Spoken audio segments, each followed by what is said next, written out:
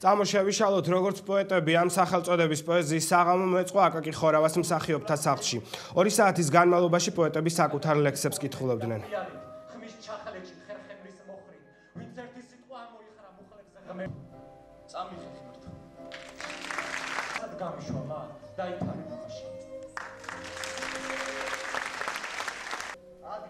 ჩვენ ამით მოუწოდეთ მომავალ თაობას, რომ იყოს ბედნიერი, უფრო ნათელი და შეიძლება უფრო იმედიანი, ვიდრე თავშად ჩვენ.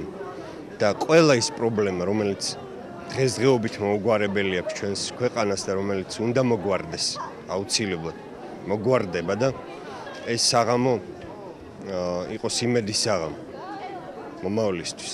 ვიცოდი, რომ ძალიან მაგარ რაღაცას გააკეთებთ, იმიტომ მათი იდეები ჩემთვის ნაცნობია და გასაგებია, მაგრამ რაც სცენაზე ვნახე, ყოველგვარ მელოდიის გადააჭარბა, ეს იყო საოცრად ემოციური. ეს არა მარტო ემოციურობის გამო იყო ეფექტური და კარგი, იყო გაკეთებული ძალიან მაღალ დონეზე. და თავარია თვითონ არიან ორგანიზატორებიც, რეჟისორებიც, მწერლებიც, შემსრულებლებიც და ყველაზე მთავარი იყო, რომ ეპოქის ტკივილი, ანუ არ იყო ეს ეგოისტური და ერთი კაცის დაწერილი ლექსი, აქ იყო მთელი ქვეყნის ტკივილი.